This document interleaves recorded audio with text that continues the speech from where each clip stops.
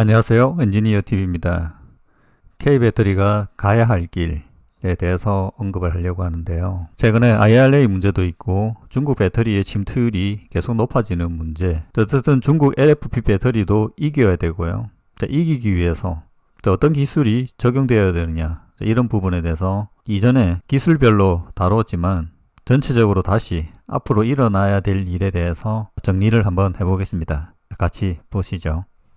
최근에는 2차전지 산업 전체가 어렵기 때문에 이를 극복하기 위한 여러 고민들이 진행되고 있습니다.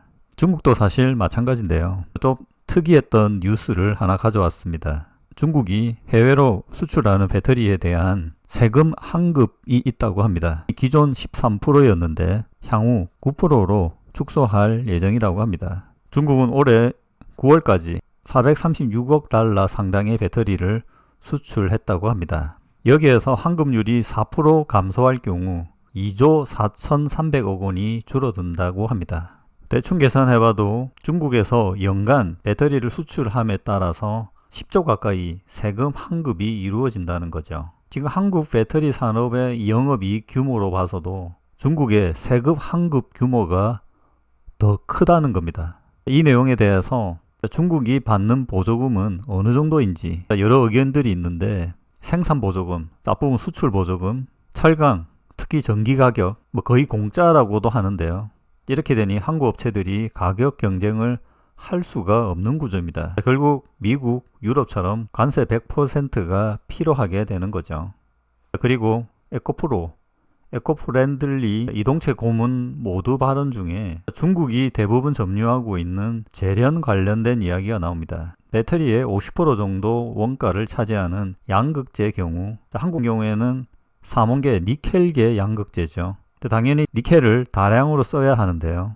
양극재를 생산하기 위해서 황산 니켈이 필요한데, 광산에서 니켈을 캐어낸 후 재련을 통하고 나면 80%의 부가가치가 생긴다고 합니다. 이만큼 가치가 크기 때문에 재련을 하지 않으면 양극재에서 이익을 내기 힘들다라는 겁니다. 양극재 산업에서 중국의 재련업체들이 대부분의 이익을 가져간다, 이렇게 보는 거죠. 이렇듯 한국의 배터리가 중국을 이기기 쉽지 않은 구조인데요. 특히 LFP가 문제인데, 여기 모델 Y RWD LFP 배터리를 사용한 아주 좋은 전기차입니다.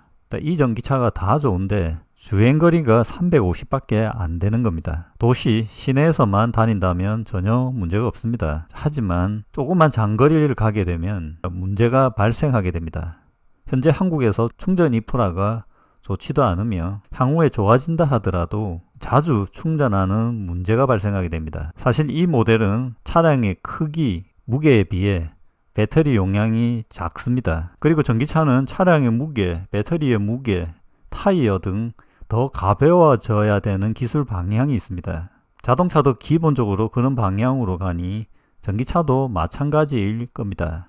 그리고 테슬라 경우에는 FSD의 활용이 높아지겠죠. 여기에 전기 소모량이 증가합니다. 지금도 블랙박스를 대체하는 감시 카메라가 있는데요. 이것도 하루에 꽤 많이 배터리 용량을 잡아먹습니다. 그리고 향후 이런 장치들은 계속 늘어나죠. 그래서 보면 테슬라 모델 Y RWD를 타게 되면 롱레인지를 타고 싶어 전기차를 타다 보면 배터리 용량이 커졌을 때의 이점이 있다는 것을 느끼게 됩니다. 즉 전기차에서의 배터리 용량은 계속 커져야 되는 거죠. 21일 현대자동차가 대형 SUV 아이오닉 9을 공개했습니다. 여기에서의 배터리의 특징점을 보면 전 모델에서 500km 이상 주행거리를 보장했습니다. eGMP 기반이고 배터리 용량은 113.kWh, 532km까지 주행이 가능합니다. 고속 충전 기능도 넣었고요. 모델 Y LFP는 60kWh거든요. 거의 배터리 용량이 2배입니다. 차량은 모델 Y보다는 큰 모델이지만 어느 정도 배터리 기술에서는 미래지향적으로 적용되었다라고 볼 수 있겠습니다. 여기 배터리는 니켈 90% 이상 배터리를 넣어 에너지 밀도를 높였고 추가 다른 기술도 들어갔을 걸로 봅니다.